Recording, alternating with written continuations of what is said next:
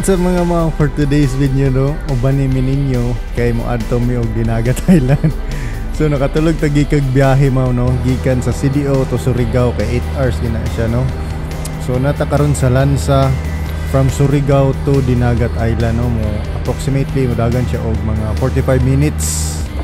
So nata diri no sa San Jose Port, Dinagat Island ni mga mao. So mao ni diri. Abot na ta. Makita mga tourist diri ba? Tourist gid dito. So pag abot diri sa port mga mao, nagmabao day mi padulong dito sa isa ka port sa Libjo no. So niagi og mga mountain para makita pud nato no. Niulan lang gid karon mga mao pero okay ra. So nanata diri sa Libjo nga port no. So mo na ni siya mga mao gikuha mi sa Gelmars Resort no, mao nilang service. So morning Gelmars Resort mga mao among gistihan, wapo kaayo diri no. So abot na ta. Salamat kayo sa nag-assist sa mga diri, Sir Jisrael og Ma'am Evelyn no. Mao ni ang sulod sa Gelmars Resort mga mao. Wapo diri makastay, ay makakaon pud ta. Na sila beachfront na mga rooms so wapo kay pagmata nimo diha. So nagpaluto na ta mga mao no kay hapon namang good ni.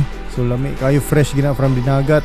Nawa akong isa ka amigo na kay mutang ni dive na gid siya sa blue kay diha nga ko ano, og green day. So mo ni among room mga mao no, dako siya, 3.5 ni siya, maka-accommodate og 8 to 10 person. Upat man mi, so hayahay kay mi log kayo. So moambak na pud ta mga mao, na life jacket diri, snorkeling ug uban pa kayak no. Mga rides. At sa among kauban diri no si Hazel ug si Darwin. Yo. Nasa like cottage mga mao, linga tsada kay ni diri. Breakfast mi pagka morning, guwapo kaayo ang view diri. Makambak na rin ta dia, enjoy na to ang blue water no. Kay grabe. Wa ginis Cagayan. So sa ilalo mga mao may mga isda to makita no. Napoy starfish diri oh. Kasi may salom-salom niya sa des pagkasirina niya. So pagkagabi mga mao nagpaluto na pud tag mga isda sa Dinagat no, atong gikilaw na isugba, perting lamia gyud mga mao.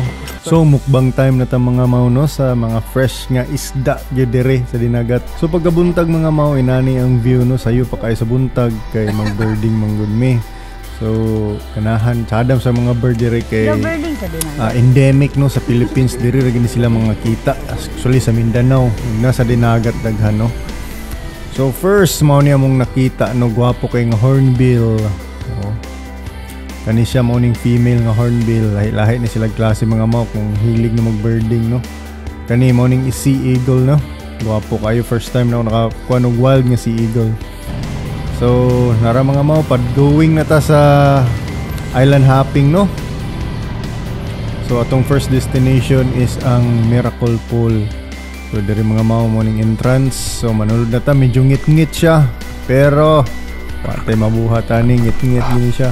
Murag yun siya holy water diri mga mao. Ano grabe ka ang lasa niya no, tilawan ako murag yung holy water mga mao.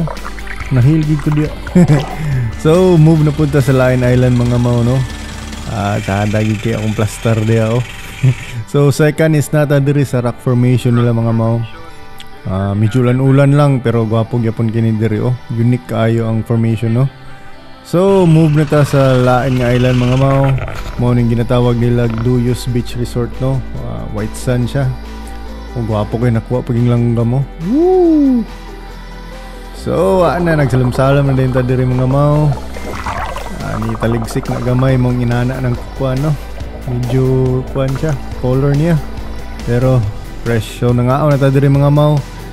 As usual, isda sa Dinagat, gisugba o gikilaw mga mao, perti kalami. So sa next island nato mga mao, nata diri sa Bitago Beach no. Grabe ka nice diri.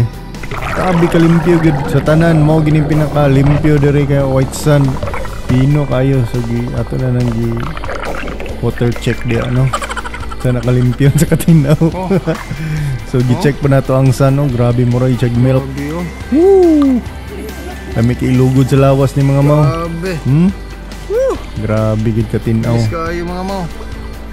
Grabe. So ato na pud ning water check balik mga mao. Tanaw ra gud ang kalimpyo niyo mga mao. Grabe. Ay, salom-salom pud ta di at upok ning duha ni mi no para makita natong kalimpyo. Na 360 view na. Mo na ni mga mao. Sadag taob siguro diri mga mao kay para lalom-lalom siya ba. So move na ta mga mao no, diri na ta sa pinaka paborito na mo nga lagoon. Oh, grabe ka gwapo. Vlogger naman ang tanan, pero pili naman kay wala na may trabaho pagkalit. Vlogger na po ning duha. Oh.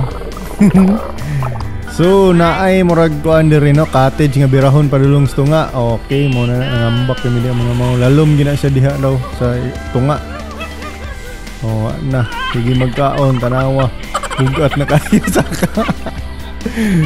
Woo! Guwapo kayong lalom na mo, limpyo kayong lagoon. Mo din yung Blue Lagoon diri sa Dinagat Island. Kaning lato mga maugikan pa ni sa ilalong ikuha ni Sir Og. Salamat sa Diyos, kakaon gid mi diri. Woo! Grabe kalimpyo diri mga mao. Mo din ang gitawag nga Blue Lagoon. Grabe, untouched. Woo! Enjoy gid kay dia. Very refreshing ang tubig mga mao. Wa na gid mi ma-comment diha. Grabe kanindot. Woo!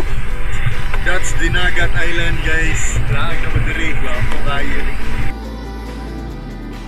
Napod mi kuan kauban diri nagpa-appeal sila sa drone. So manguli na ta mga mao, balik na sa Jelmars na resort no. Sabi na island hopping and trekking. Amazing. Ay, nagka-unlog. So amazing. Bugat yung mga lawas. Bukat kayo dapat gamay ra gid kanon basta mag adventure guys. More gid ako ma-advise. Yes, no? Thank you for watching and see you in the next vlog. Free breakfast na mo no. Kay mag-out na pod mi karon. Dagway sa mga kuan be, 3 days nga kuan be. Kay Dinagat Island.